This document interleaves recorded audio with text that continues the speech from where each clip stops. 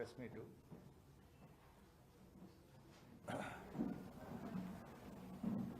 భోగభాగ్యాలను అందించే భోగి పండగ, కొత్త కాంతులను తెచ్చే సంక్రాంతి పండగ, కనుమ పండుగలు అందరూ ఆనందంగా జరుపుకోవాలని ఆకాంక్షిస్తూ రాష్ట్ర ప్రజలందరికీ సంక్రాంతి పండుగ శుభాకాంక్షలు తెలియజేస్తా ఉన్నాం.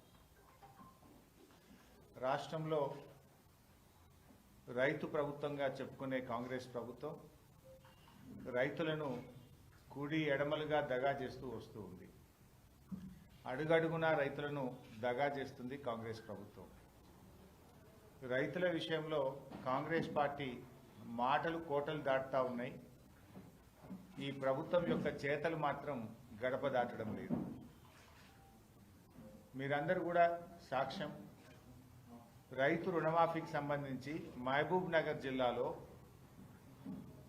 2 నెలల కింద ముఖ్యమంత్రి గారు 2750 కోట్ల రూపాయల రుణమాఫీ డబ్బులు విడుదల చేశాను అని చెక్ కూడా ఇచ్చిండు. 2 నెలల కింద ఇచ్చాడు. మరి 2 నెలల కింద చెక్ ఇస్తే ఇవాళకైతే సంగారెడ్డికి చేరలేదు. నేను ఈ ప్రెస్ మీట్ మాట్లాడడానికి ముందు సంగారెడ్డి రైతులతో మాట్లాడినా, మెదక్ జిల్లా రైతులతో మాట్లాడినా, సిద్దిపేట జిల్లా రైతులతో మాట్లాడినా, ఎక్కడ ₹1 అయితే రైతులకు డబ్బు పడలేదు. అంటే ముఖ్యమంత్రి ఇచ్చిన చెక్కుకే గంత పతార లేకపోతే అసలు ఏమైనా గౌరవం ఉంటుందా ఈ ప్రభుత్వానికి? 30వ తారీఖు నాడు ముఖ్యమంత్రి గారు ఐ థింక్ నవంబర్ 30 నాడు చెక్ ఇచ్చాడు. నవంబర్ 30 నాడు ముఖ్యమంత్రిగో 2750 కోట్లు రైతులకు విడుదల చేస్తున్నాడు ముఖ్యమంత్రి చెక్ ఇస్తాడు. ఈ రోజుకు రైతుల అకౌంట్లలో రుణమాఫీ డబ్బులు పడవు. అంటే నువ్వు డమ్మీ చెక్ ఇచ్చినావా? అంటే ఎన్నికల ముందు ఏదైతే డమ్మీ హామీలు ఇచ్చినావో ముఖ్యమంత్రి అయినాక కూడా డమ్మీ చెక్కులు ఇస్తున్నారా ముఖ్యమంత్రి గారు? మీరు ఎక్కడ పోయినాయి డబ్బులు? మరి గాల్లే ఉన్నాయా? నువ్వు ఇచ్చిన చెక్కు ఎందుకు పాస్ అవుతలేదు? అయితే డమ్మీ చెక్ ఇవ్వాలి, లేకపోతే రైతుల్ని ప్రజల్ని మోసం చేయాలి. ఏంది దీని మీద స్పష్టత అడుగుతా ఉన్నా నేను. I demand the government. మీరు 2750 కోట్లు అది ఇచ్చినామన్నారు. ఈ రోజు వరకు ఎందుకు రైతుల అకౌంట్లో డబ్బులు పడలేదు? ఎవరన్నా ఒకవేళ అధికారులు తప్పు చేస్తే వాళ్ళ మీద చర్య తీసుకోండి. ముఖ్యమంత్రి గారు చెక్ అంటే అది ఈ రాష్ట్రానికి ఆయన హెడ్, అది పాస్ కావాలి కదా. ఒకవేళ అధికారులు తప్పుదో పట్టించిండ్రా, చెక్ బౌన్స్ అయిందా, చెక్కు ఏదైనా దారి తప్పిపోయిందా, ఏమైపోయింది? ఎందుకు రైతుల అకౌంట్లో డబ్బులు పట్టలేవో అని నేను అడుగుతాను. అందరికీ రుణమాఫీ అని కొందరికే పరిమితం చేసిండ్రు రేవంత్ రెడ్డి గారు. ఇవాళ 2 లక్షల పైన ఉన్నటువంటి రైతులు చాలా మంది ముఖ్యమంత్రి గారు డబ్బులు కట్టండి మీకు వేస్తామంటే ముఖ్యమంత్రి మాటలు నమ్మి అప్పులు తెచ్చి వడ్డీలకు తెచ్చి డబ్బులు కడితే ఈ రోజుకు వారికి డబ్బు పడడం లేదు. అన్ని పంటలకు బోనస్ అన్నాడు, ఒక్క పంటకే పరిమితం చేసిండు. ఆ ఒక్క పంటలో కూడా సగం పంటకే బోనస్ ఇచ్చిండు రేవంత్ రెడ్డి గారు. పంటల బీమా పేరు మీద రైతుల్ని దగా చేసిండు రేవంత్ రెడ్డి గారు. కౌలు రైతులకు కూడా రైతు భరోసా ఇస్తామని దగా చేసిండు రేవంత్ రెడ్డి గారు. ఉపాధి హామీ కూలీలకు ఏదైతే కొత్త పథకం వీళ్ళు చెప్తున్నారో, ఇందిరమ్మ ఆత్మీయ భరోసా పేరిట చెప్తున్న ఉపాధి హామీ కూలీలకు కూడా దగా చేస్తున్నారు. రైతు భరోసా 15,000 ఇస్తామని చెప్పి ఇవాళ 6,000కే పరిమితం చేసి దగా చేస్తా ఉన్నారు. అంటే అడుగడుగునా దగా చేసి ఇది రైతు వ్యతిరేక ప్రభుత్వము అని చెప్పకనే చెప్తున్నారు. వారి చర్యలు, ఈ ప్రభుత్వం యొక్క చర్యలే చెప్తా ఉన్నాయి ఇది రైతు వ్యతిరేక ప్రభుత్వం అని. ఎన్నికలప్పుడేమో అరచేతిలో వైకుంఠం చూపించి ఎన్నికలు అయిపోయిన తర్వాత రైతులకు మొండి చేయి చూపిస్తున్నాడు ఈ రేవంత్ రెడ్డి గారు. ఈ సందర్భంగా సంక్రాంతి పండుగకు ఊర్లలకు వెళ్తున్నటువంటి మా అన్నదమ్ముళ్ళు అక్క చెల్లెళ్లకు నేను ఒక విజ్ఞప్తి చేస్తా ఉన్నా. పోయినసారి ఎన్నికల ముందు మీరందరూ కూడా ఊర్లలో పోయారు, కాంగ్రెస్ ప్రభుత్వాన్ని గెలిపించారు. ఇప్పుడు ఒకసారి మీరు ఊర్లలకు వెళ్తున్నారు పండగకు. మనం అందరం కూడా ముఖ్యంగా వ్యవసాయ కుటుంబాల నుంచి వచ్చిన వాళ్ళమే. తల్లో తండ్రో తాతో నాయనమ్మనో అమ్మమ్మనో వ్యవసాయం నుంచి వచ్చిన కుటుంబాలే కదా మనందరం కూడా. ఒకసారి రైతులతో ఇంటరాక్ట్ కండి. మీరు గ్రామాల్లోకి పోయినప్పుడు ఆ రైతులతో మాట్లాడండి. రైతులకు రేవంత్ రెడ్డి ప్రభుత్వం చేస్తున్న మోసాన్ని గ్రహించండి. వానకాలం రైతు బంధు ఎట్లా ఎగబెట్టిండో అడగండి. రుణమాఫీ కాని రైతుల బాధలను ఒక్కసారి మాట్లాడండి. పంటలకు బోనస్ అని ఎట్లా మోసం చేసిండో ఒక్కసారి మాట్లాడండి. పంటల బీమాని ఎట్లా దగా చేసిండో రైతన్నలతో ఒక్కసారి మాట్లాడండి. ఆ రైతులతో మాట్లాడండి. కేసీఆర్ పాలనలో కడుపుల సల్లగదలకుండా రైతుల్ని ఎట్లా కేసీఆర్ గారు కాపాడుకున్నారో, రేవంత్ రెడ్డి గారు 13 నెలల్లో ఎట్లా రైతుల్ని మోసం చేసిండో సంక్రాంతి పండుగకు ఊర్లలోకి వెళ్తున్న మా అన్నదమ్ముళ్ళు, అక్క చెల్లెలు రైతులతో చర్చించాలని చెప్పి నేను కోరుతా ఉన్నా. ఎందుకంటే వాస్తవాలు అర్థమవుతాయి ప్రజలకు, వాస్తవాలు ప్రజలకు అర్థమవుతాయి. అంటే ఏ రకంగా రేవంత్ రెడ్డి గారు ఈ రైతుల్ని, ఈ ప్రభుత్వాన్ని మోసం చేసిండో కూడా దయచేసి మీరందరూ గ్రామాల్లో చర్చ పెట్టాలని పండగకు ఊరికి వెళ్తున్న వారికి నేను పిలుపునిస్తా ఉన్నా. అన్నిట్లో మోసం. రైతు భరోసా ఇప్పుడైతే 10,000, నేనొస్తే 15,000 అన్నాడు, మోసం. వ్యవసాయ కూలీలందరికీ 12,000 ఇస్తా అన్నాడు, మోసం. అన్ని పంటలకు బోనస్ అన్నాడు, మోసం. పంటలకు బీమా అన్నాడు, మోసం.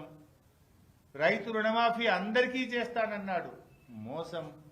అడుగడుగున ప్రతి పథకములో అయితే ఎగవేతలు, లేదంటే కోతలు. ఈ రకంగా రైతులకు తీవ్రంగా అన్యాయం చేసినారు. దీని మీద పండగకు ఊళ్ళకు వెళ్తున్నటువంటి వాళ్ళు రైతులతో చర్చించండి, రైతులకు ధైర్యాన్ని ఇవ్వండి, రైతుల కష్టాలు తెలుసుకొని వారికి భరోసానిచ్చి వాళ్ళు ఈ బీఆర్ఎస్ ప్రభుత్వం ఎట్లా మేలు చేసిందో, కాంగ్రెస్ ఎట్లా మోసం చేసిందో తెలుసుకొని కాంగ్రెస్ మీద పోరాటానికి సన్నద్ధం కావాలి. రైతులందరం కలిస్తే ఈ ప్రభుత్వం మెడలు వంచి ఈ పథకాలన్నీ కూడా అమలు చేసుకునే అవకాశం ఉంటుంది. దానికి రైతుల్ని సమాయత్తం చేయాలని చెప్పి నేను కోరుతా ఉన్నా. ముఖ్యంగా మా జర్నలిస్టులను కూడా నేను కోరేది, ఇంకొక ముఖ్యమైన ఒక పథకంలో పేదలకు బాగా అన్యాయం జరుగుతూ ఉంది. దీన్ని కొద్దిగా మీరు స్ట్రెస్ చేసి హైలైట్ చేసి రాయాలని కూడా కోరుతా ఉన్నా. ఇప్పుడు ఇందిరమ్మ ఆత్మీయ భరోసా అని ఒక పేరు పెట్టారు, పథకం పేరు. ఏంటది? వ్యవసాయ కూలీలకు నెలకు 1000 చొప్పున సంవత్సరానికి 12,000 ఇస్తామని ప్రభుత్వం చెప్పింది. ఎవరు వ్యవసాయ కూలీలు ఎలా గుర్తించాలి? వీళ్ళు ఏమన్నారంటే, ఉపాధి హామీ పథకములో మట్టి పనికి పోయే వాళ్ళను మేము వ్యవసాయ కూలీలుగా గుర్తిస్తాము అన్నారు. మన రాష్ట్రంలో 50 లక్షల ఉపాధి హామీ కార్డులుంటే 1,02,00,000 మంది వ్యవసాయ కూలీలు పనిచేస్తున్నారు. 50 లక్షల ఈజీఎస్ కార్డులు, ఉపాధి హామీ కార్డులుంటే ఆ 50 లక్షల కార్డుల మీద 1,02,00,000 మంది మట్టి పనికి, కూలీ పనికి వెళ్తున్నారు. అయితే ఈ రాష్ట్ర ప్రభుత్వం ఏం నిబంధనలు పెట్టింది? 1 సెంటు భూమి ఉన్నా నువ్వు కూలీవి కాదు, 1 సెంటు భూమి ఉన్నా కూలీ కాదట. ఉపాధి హామీ పథకంలో ఈ సంవత్సరంలో 20 రోజులు నువ్వు పనిచేసి ఉంటేనే నువ్వు కూలీవి.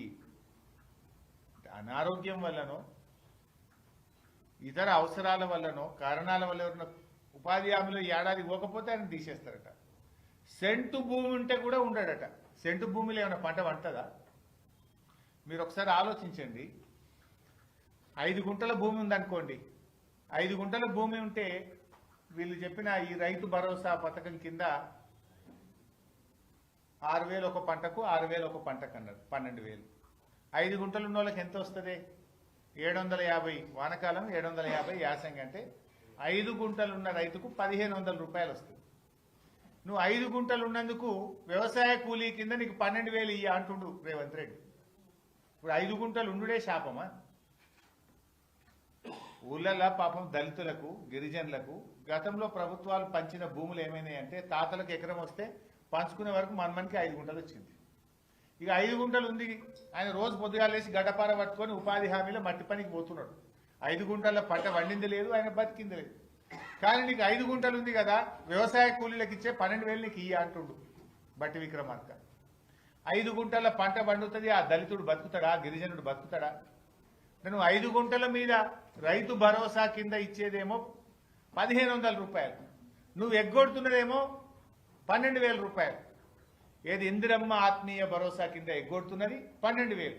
అంటే ఆ రైతుకు 5 గుంటల రైతుకు ఎంత నష్టం అవుతున్నట్టు? 10,500 రూపాయలు నష్టమవుతాము. అదేవిధంగా 10 గుంటల భూమి ఉంది అనుకో బైసాబ్, నీకు రైతు భరోసా కింద వచ్చేది 3,000, నష్టపోయేది 9,000.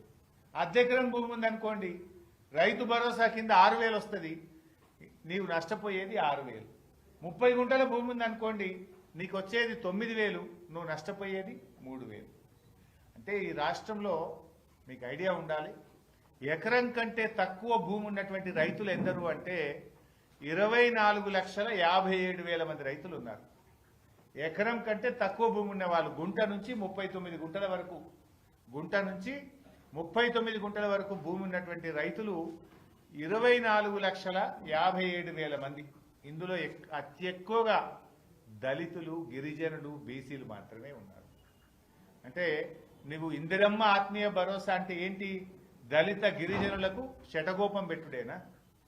దళిత గిరిజన రైతుల నోరు కొట్టడమే ఇందిరమ్మ ఆత్మీయ భరోసానా? అరే 1 కోటి మంది కూలీలు ఉన్నారు. నిజంగా గడ్డపార పట్టుకొని ఎందుకు పోతాడండి? పొద్దుగాల 6 గంటలకు లేచి గడ్డపార పట్టుకొని మట్టి పనికి ఉపాధి హామీలో పోయిందంటేనే ఆయన కూలీ. ఆ కూలీల నోరు కొట్టడానికి మీకు చేతులు ఎట్లొచ్చినాయని నేను అడుగుతా ఉన్నా రేవంత్ రెడ్డిని, బట్టి విక్రమార్కని. గా కూలీల నోర్లు కొడతారా మీరు? గాల నోర్లు కొట్టడానికి మీకు చేతులు ఎట్లా వస్తున్నాయి? వ్యవసాయ కూలీలు అప్పుడేమో మీరు ఓట్లు వేయించుకున్నారు ఆశలు చెప్పి, ప్రతి కూలీకి ఇస్తామన్నారు. ఇప్పుడు 1 కోటి మంది కూలీలుంటే 10 లక్షల మందికే ఇస్తామంటున్నారు. అంటే 90 పైసలు ఎగబెడుతుండ్రు, 10 పైసలు ఇస్తారట. 90% ఎగ్గొడుతుండ్రు 1 కోటి మంది కూలీల్లో. ఏమని? నువ్వు 20 రోజులు పని చేయలే, నీకు గుంట భూమి ఉన్నది, నీకు 5 గుంటల భూమి ఉన్నది అని రకరకాల కారణాలు పెట్టి వాళ్లకు కోతలు పెట్టే ప్రయత్నం చేస్తున్నారు. ప్రభుత్వం నిజాయితీ వాళ్లకు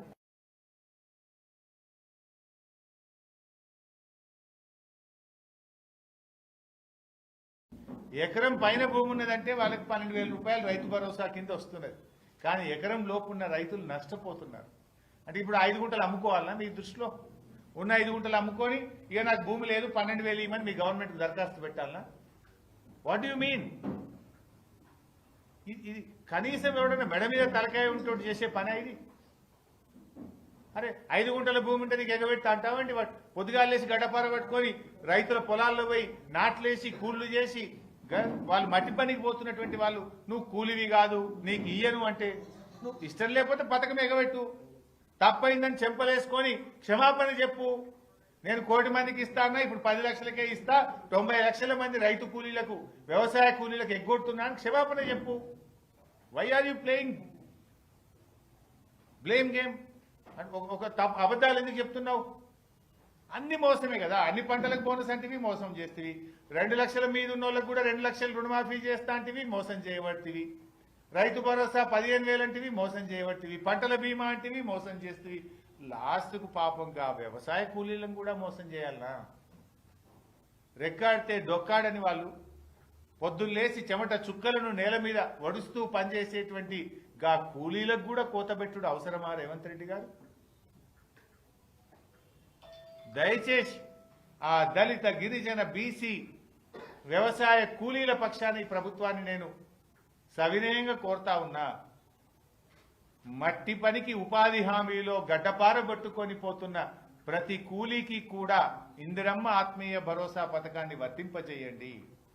మీరు గ్రామ సభలు పెట్టే బిడ్డ తిరగబడతారు, జాగ్రత్త అని కూడా హెచ్చరిస్తా ఉన్నా. మీరు పోయి ఊళ్ళల్లా గుంట సెంటు భూమి ఉన్నది నీకు ఇయ్యం, నీకు 5 గుంటలది నీకు ఇయ్యమంటే గ్రామ సభల్లో మీ అధికారుల మీద కూలీలు తిరగబడతారు, తస్మాత్ జాగ్రత్త అని చెప్పి కూడా నేను హెచ్చరిస్తా ఉన్నా. ఇది ఎక్కడ న్యాయం అండి? నిజంగా భూమి ఉంటే పంట పండితే పొద్దుగాల మట్టి పనికి ఎందుకు పోతాడు అతను? ఆకలి ఉంది గనక కడుపు నింపుకోవడం కోసమే పొద్దుగాలేసి పారబట్టుకొని గడ్డపార పట్టుకొని కూలికి పోతున్నాడు. ఆయనకు కూడా ఏదో అసైన్డ్ భూమి తాతలు తండ్రుల నుంచి గుంటో 2 గుంటలో 5 గుంటలో 10 గుంటలో వస్తే వాళ్ళను కూడా ఇందులో తీసివేయడం అనేది సరి అయిన నిర్ణయం కాదు. ఎకరం లోపు భూమి ఉన్న వాళ్ళందరినీ కూడా వ్యవసాయ కూలీలుగా గుర్తించండి. ఇందిరమ్మ ఆత్మీయ భరోసా పథకం కింద వారికి రావాల్సినటువంటి లబ్ధిని చేకూర్చండి అని చెప్పి మేము ప్రభుత్వాన్ని డిమాండ్ చేస్తా ఉన్నాం. ఇకపోతే ఈ మధ్య బట్టి విక్రమార్క గారు గోబల్స్ను మించిపోతా ఉన్నాడు. ఆయన గోబల్స్ను కూడా మించిపోతున్నాడు. అసెంబ్లీలో అప్పుల విషయంలో అబద్ధాలు మాట్లాడిండు. బీఆర్ఎస్ హయాంలో జరిగిన అప్పు కేవలం 4,17,000 కోట్లు మాత్రమే. కానీ 6 లక్షలని, 7 లక్షలని, 8 లక్షలని పూటకో తీరుగా బట్టి గారు మాట్లాడినారు. నిన్న మహబూబ్ నగర్ జిల్లాకు పోయింది బట్టి గారు. నాగర్ కర్నూలులో నిన్న మాట్లాడుతూ అట బీఆర్ఎస్ హయాంలో ఒక్క ప్రాజెక్టు పూర్తి కాలేదట, ఒక్క ఎకరానికి నీళ్ళు ఇయ్యలేదని మాట్లాడతాడు. మాట్లాడేటప్పుడు కొద్దిగా సోయన్న ఉండాలి. నువ్వు నిలబడ్డ నాగర్ కర్నూలులో, మీరు మాట్లాడిన మహబూబ్ నగర్ జిల్లాలో బీఆర్ఎస్ హయాంలో 4,000 కోట్లు ఖర్చు పెట్టి 6,50,000 ఎకరాలకు నీళ్లు ఇచ్చాం. నువ్వు ఒక్క ఎకరానికి నీళ్ళు ఇయ్యలేదంటే 6.5 లక్షల ఎకరాల్లో ప్రతి పంటకు నీళ్ళు వచ్చే రైతులు నిన్ను ఏమనుకుంటారు? బట్టి విక్రమార్క గారు, మీ గౌరవం ఏమైనా ఉంటుందా? నువ్వు మాట్లాడిన ఒక మహబూబ్ నగర్ లోనే 6.5 లక్షల ఎకరాలకు నీళ్ళు ఇచ్చాం, ఎన్నో ప్రాజెక్టులు పూర్తి చేశాం. మీరు పడావు పెట్టిన పండబెట్టిన ఆర్డీఎస్ కు పూర్వ వైభవం తెచ్చినాం. తుమ్మిళ్ళ లిఫ్ట్ పెట్టి ఆ ఆర్డీఎస్ లో 40,000 ఎకరాలకు నీళ్లు ఇచ్చాం. చెక్ డ్యాములు కట్టాం, చెరువులు బాగా చేశాం. కల్వకుర్తి, నెట్టంపాడు, భీమా, కోయిల్ సాగర్ ప్రాజెక్టులలో పరుగులెత్తించి 6.5 లక్షల ఎకరాలకు నీళ్లు ఇచ్చాం. బట్టి గారు మాట్లాడతారు ఒక్క ఎకరానికి నీళ్లు ఇయ్యలే, ఒక్క ప్రాజెక్టు పూర్తి కాలేదని మాట్లాడితే ప్రజల్లో మీరే పలచనవుతారు. మీ విశ్వసనీయత మీరే తగ్గించుకున్న వాళ్ళు అవుతారు. ప్రజల్లో గౌరవాన్ని కోల్పోతారు. సోయి తెచ్చుకొని మాట్లాడండి. కావాలంటే నేను బహిరంగ చర్చకు సిద్ధం. బట్టి గారు, ఒక్క ప్రాజెక్టు పూర్తి కాలేదు, ఒక్క ఎకరానికి నీళ్లు ఇయ్యలేదని నువ్వు అన్నావు కదా, ఎక్కడికి రమ్మంటావు? మధిరకు రమ్మంటావా? ఖమ్మంకు రమ్మంటావా? సెక్రటరేట్కు రమ్మంటావా? మీ ప్రగతి భవన్కు రమ్మంటావా? లేదు ఏ మీడియా ఆఫీస్కు రమ్మంటావో చెప్పు, నేను వస్తా. ఒక్క ఎకరానికి నీళ్లు ఇయ్యలేదని నువ్వు అన్నావు, ఒక్క ప్రాజెక్టు పూర్తి చేయలేదు అన్నావు కదా. ఎన్ని ఎకరాలకు నీళ్లు ఇచ్చినామో, ఎన్ని ప్రాజెక్టులు పూర్తి చేసినామో లెక్కలతో సహా నేను వస్తా. మీరు సిద్ధమా అని నేను అడుగుతా ఉన్నా. ఒకవేళ తప్పైతే గౌరవంగా, హుందాగా, నేను తప్పు మాట్లాడినా, పొరపాటు మాట్లాడినా, నా పిఆర్ఓ తప్పు రాసిచ్చిండని చెప్పి క్షమాపణ చెప్పండి. కానీ ఇట్లా వేగ్గా అసెంబ్లీలో అబద్ధాలే, బయట కూడా అబద్ధాలు మాట్లాడితే ప్రజల్లో మీ విశ్వసనీయత పోతుంది, ప్రజలు మిమ్మల్ని నమ్మకుండా పోతారని చెప్పి బట్టి గారిని నేను కోరుకుంటూ సెలవు. Thank you. మా జర్నలిస్టులతో ఒక్క రిక్వెస్ట్ బాయ్ సార్, వీలైతే ఆఫ్ ద రికార్డ్ కెమెరాలు బంద్ చేసుకోండి. ఇది కొంచెం ఇంపార్టెంట్. ఏమైతుందంటే వ్యవసాయ కూలీలు పాపం చాలా మంది, మీకు ఐడియా కోసం చెప్తున్నా, 25 లక్షల మంది